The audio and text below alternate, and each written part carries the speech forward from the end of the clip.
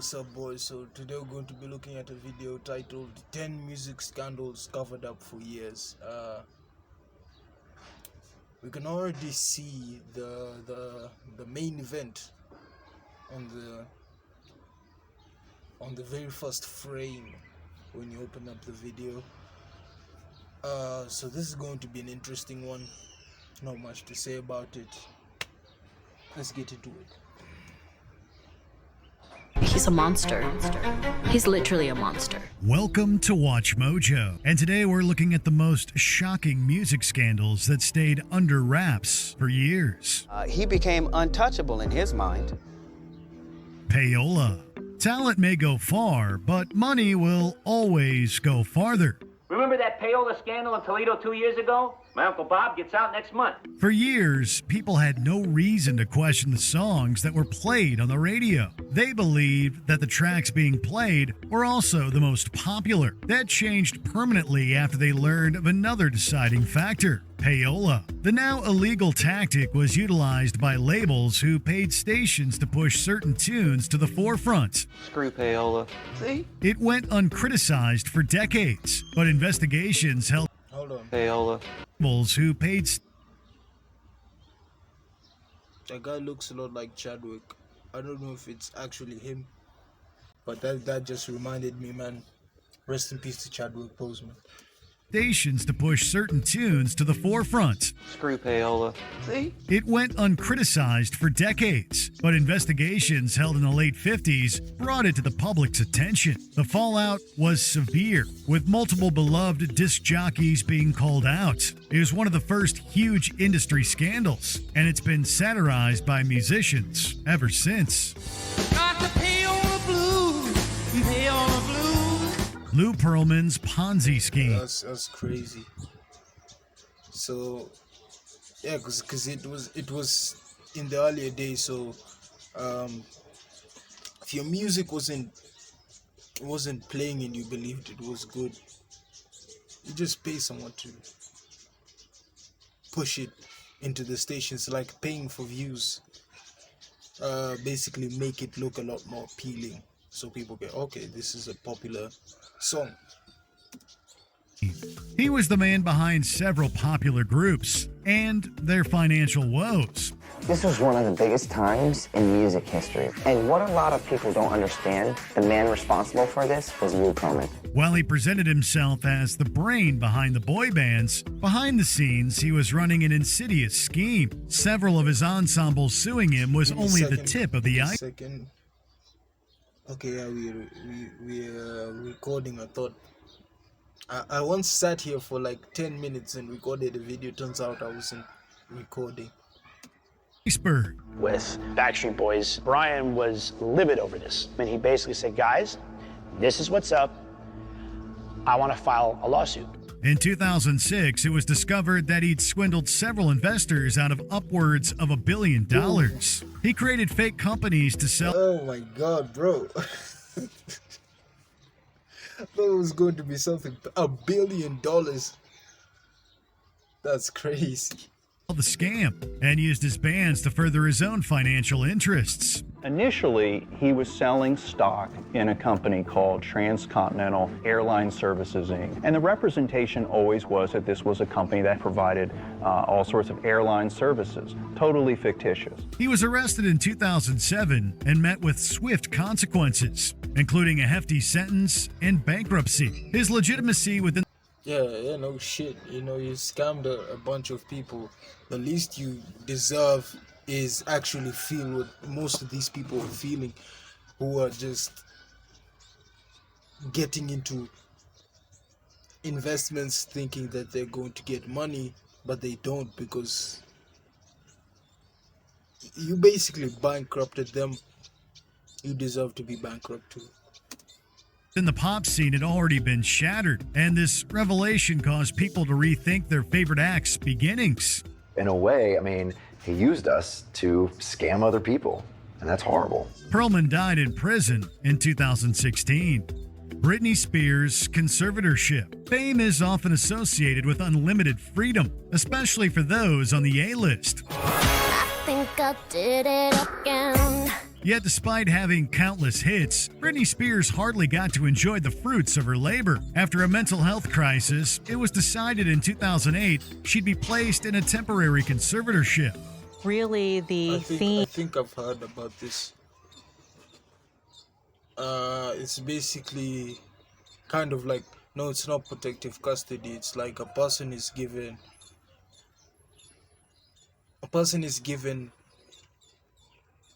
custody, not custody. He's given custody over you. Like, you're basically their kid. They're responsible for you.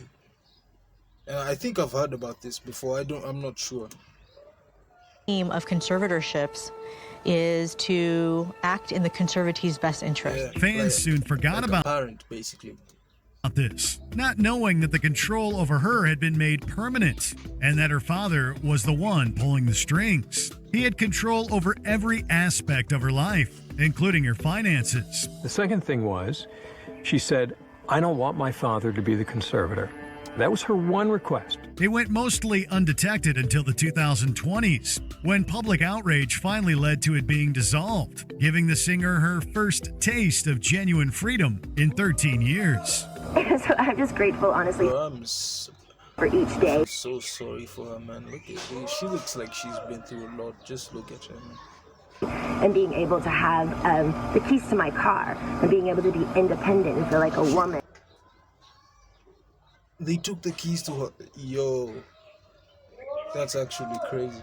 The true nature of Elvis Presley's substance imagine use. having all of that. I'm sorry I'm pausing so much, but imagine having all of that money, but you can't even have the keys to your car.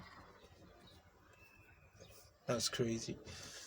He was known for plenty throughout his life, from an unmatched discography to a lavish lifestyle. Lord Almighty, I feel my temperature rising.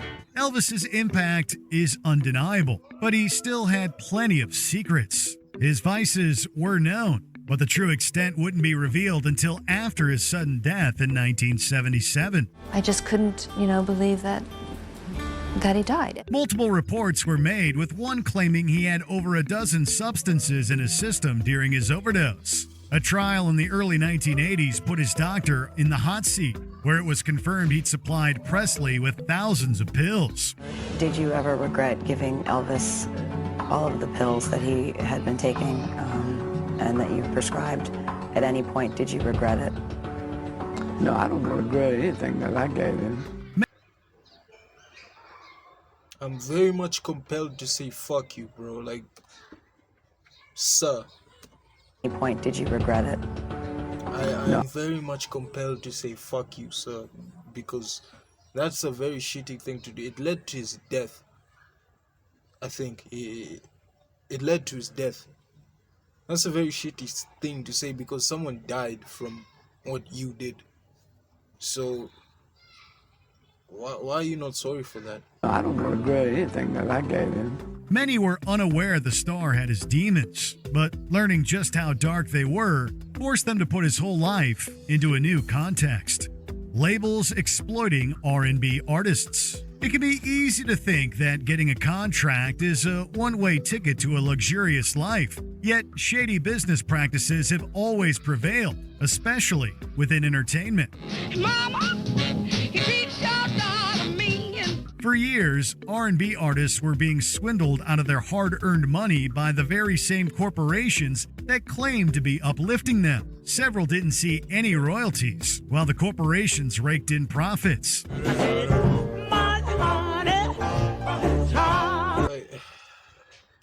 It's been well documented how labels take away money from artists. That's why people are going more into the independent route, because really you just, there's very few things they're doing for you, and the risk involved is not worth it. So a lot of people are going the independent route. There's a lot less,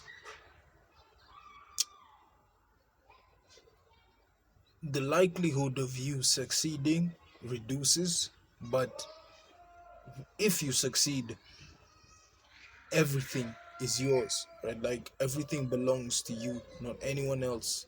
You control your own music, you control everything that you produce. Honey, honey. It wasn't until legendary singer Ruth Brown came forward that people realized how many musicians were being taken advantage of financially. She unveiled their predatory practices, including keeping those previously contracted in their debt and charging them for general costs. Her efforts led to more performers advocating for themselves and revealed the bleak side of a seemingly glamorous lifestyle.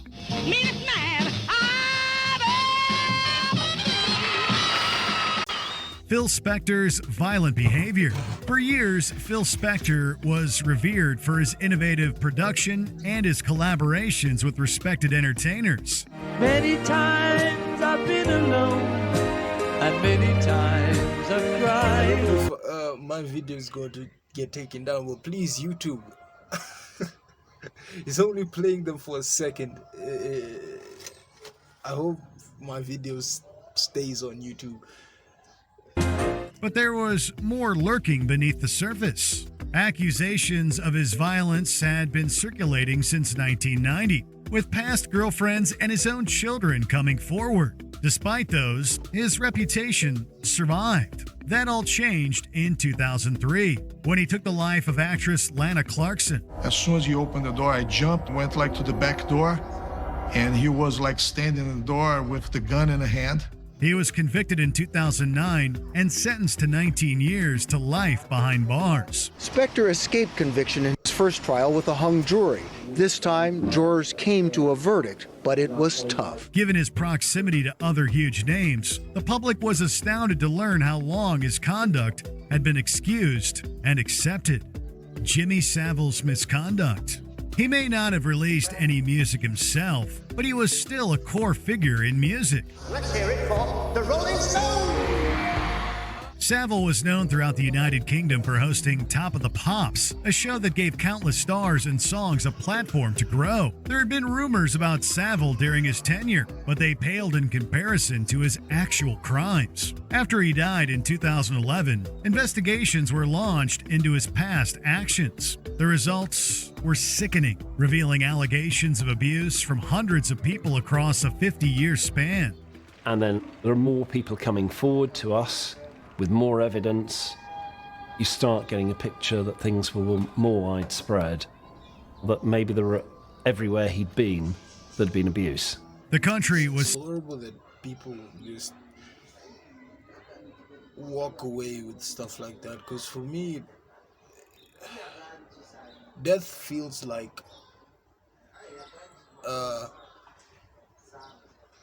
escape, for me at least, right? And when people do heinous crimes, I look at people and I think, should they die or should they really live to regret the shit that they've done?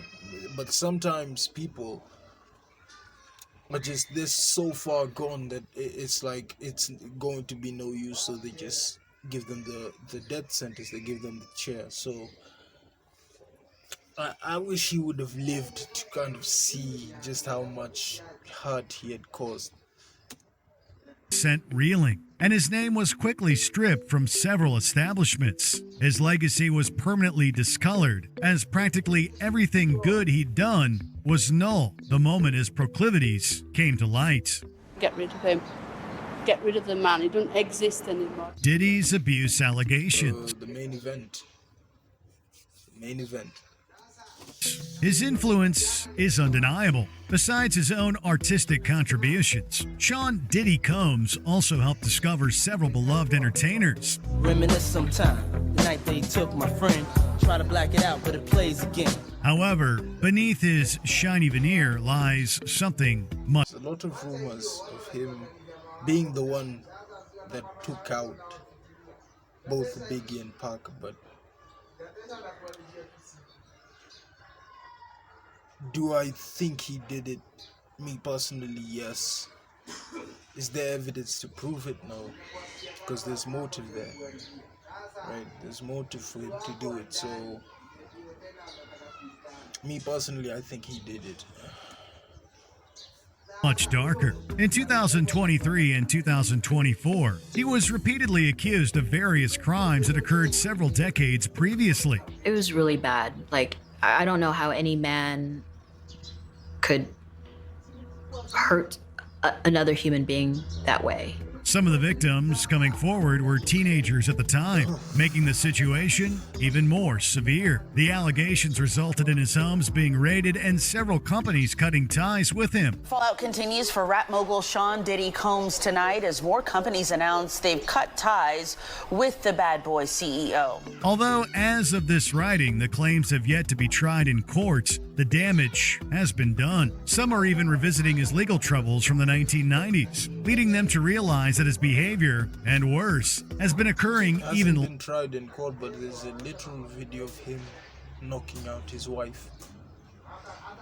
Yeah, I don't care what the court says. That man is guilty. Longer than they originally thought. What I do need is to know that the people he harmed are going to have their lives restored in some way. Gary Glitter's abuse. I don't think that's possible. I think they can move on from it there, but their life can never be truly restored. So the least they can the least they can get is being given the satisfaction of watching him suffer, just being put in jail and stuff like that. That's what I believe. It's hard to believe that at one point he was considered one of the figureheads of the glam rock scene.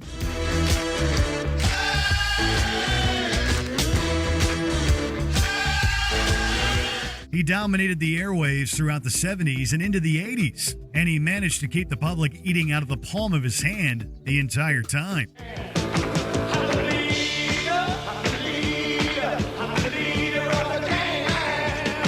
It wasn't until the late 1990s that people learned of his depravity. I deeply regret doing what I was sent to prison for. He was found with obscene material on his laptop, and from there, the crimes grew more sickening. Some had taken place during his peak, leading people to realize he'd been using his seemingly positive influence as a way of finding potential victims. As of 2023, he's been committing the exact same offenses, causing him to end up back in jail. Before we continue, how does that happen? Like, how are you back in? The institution that he was put into failed, essentially. Like, once you get caught the first time and then you do it again, just give him life. Just get him out of here. Be sure to subscribe to our channel and ring the bell to get notified about our latest videos. You have the option to be notified for occasional videos or all of them. If you're on your phone, make sure you go into your settings and switch on notifications. R. Kelly's misconduct. Few people have had such a dramatic fall from grace. Pre-scandal, Kelly was beloved for his work within the R&B genre, with several hits becoming instant classics. I believe I can fly. I feel so. I remember. If you're a Kenyan and you've been here and you've been watching, there was this show in Citizen TV. It was called Tusker Project Fame, and I remember a person who performed this song, and I thought it was beautiful, and then this is the person that sang it. It's horrible. I believe I can touch the sky. His inappropriate relationships with minors had been open knowledge since the 90s, most notably his controversial marriage to Aaliyah. I went and I'm not proud of that. I had papers forged for them. Still, he and his career went untouched. He lived life as normal until 2018, when people realized the magnitude of his misdeeds. Several offenses were brought to light, ranging from racketeering to the abuse of minors, which couldn't be ignored Minor. anymore. Earlier today, we handed over a second videotape to prosecutors. The industry's biggest open secret was officially out, causing him to finally be prosecuted, convicted, and sentenced for the heinous acts he carried out for so long. This is a significant outcome for all victims of R. Kelly, and especially for the survivors who so bravely testified about the horrific and sadistic abuse they endured. Which long-buried industry secret shocked you? This is an interesting video. Obviously the most popular ones being Diddy and R. Kelly and all of the stuff that came out it seemed like I could talk about this in another video, but I'm just going to touch on it now. We never knew this year was going to be this wild. Like from Cat Williams, you know, exposing the industry and all of the secrets and everything. It started from there, then it went to first person shooter, and then it went to like that, and then push-ups, and then 616, and then all of that stuff, and Not Like Us came out, and from there it seemed like the floodgates were open. All of these people, Ava Chris Tyson, all of this Cody Ko, all of these people, all of these things were starting to come to light. Dr. Disrespect, all of these things were coming to light of how horrible people were, right? And just everything that people were keeping under wraps, it started coming out to the surface. Like it seems like every week there is a person who is being exposed for like being 25, 26 and sleeping with a 17-year-old. And who knows where this is going to go. Fame is one of those things that it makes you think that this person couldn't do any wrong, right? Like if that makes sense. But at the end of the day, the people, they make mistakes. I'm not condoning any of the mistakes because some of them were horrible, some of them were just decrepit, and at the end of the day, this is what I like saying: people are humans. These are humans, and they do things, and they deserve to be punished for the things that they do. So other than that, I'll catch you guys in the next video. Stay safe, stay grounded. Peace.